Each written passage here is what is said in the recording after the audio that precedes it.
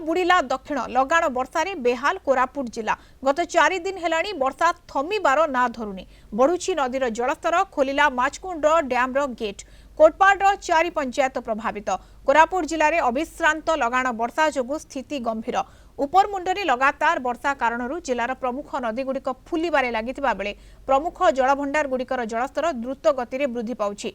इंद्रावती नदीर उपरमुंडे प्रबल वर्षा जोगु कोटपाड़ ब्लॉकर 4टी पंचायत रे बन्या परिस्थिति सृष्टि होइछि। एपर्यंत 300 रु ऊर्ध्व लोकंकु प्रशासन पक्षरु स्थानांतर करा जायछि। चाष जमी समेत तलिया अंचल में पानी पशिबा आरंभ होइछि। प्रभावित अंचलरू लोकमानकु सुरक्षित स्थानकु स्थानांतर करा जिबा सहित रिलीफ एवं थैथान व्यवस्था मध्य जोगाई दिया जाउछि।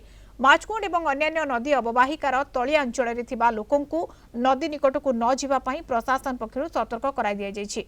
जिलार कोरापुट लमतापुट बैपारीगुड़ा बोरीगुमा कोटपाड़ जयपुर एवं लक्ष्मीपुर ब्लॉक गतकाली प्रबल वर्षा होइतिला।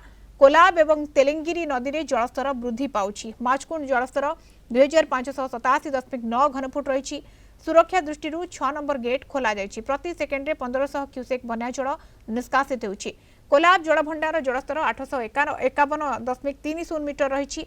जलस्तर क्रमागत भाव में वृद्धि पाउथिबारु प्रशासन नजर रखिछि। तेलेंगिरी जलभंडार जलस्तर 630.20 मीटर रही। जलभंडार जलधारण क्षमता 633 मीटर रही। उपर इंद्रावतीर जलस्तर 637.31 मीटर रही। उपर मुंडरू प्रबल मात्रा रे जल प्रवेश करुछि।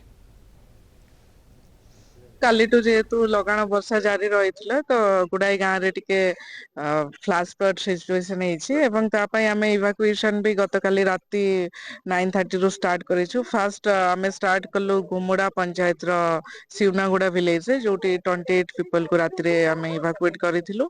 Then till 6 AM today morning जाए आम बणिया विलेज रु अराउंड 180 लोकन इवाकुएट करछु। तो ओवरऑल हमर टिल नाउ 208 अछंदी इवाकुएशन एबे कंटिन्यू चलीछि। ओड्राफ टीम गोटे आछंदी हमर बोट रे लोकन को जो माने पानी घेर रे अछंदी तांको रेस्क्यू करा होछि एवं प्रशासन पक्षरु समस्त स्टाफ भी हमर एक्टिव अछंदी फील्ड रे फ्लड मैनेजमेंट पई हमें जो मानन को इवाकुएशन करके शेल्टर होम रे रखेछु। तांको हमें ब्रेकफास्ट विथ फूड व्यवस्था एबे मील्स भी प्रिपेयर करा होछि लंच टाइम रे सर्व करिया पे। किसी दुर्घटना घटी नहीं टिल नाउ तो किसी कैजुअलिटी नाइ हो आउ आमे हमर बेस्ट ट्राई करूछु जेमदी जीरो कैजुअलिटी रहिबो लोकन को किसी असुविधा न हुए।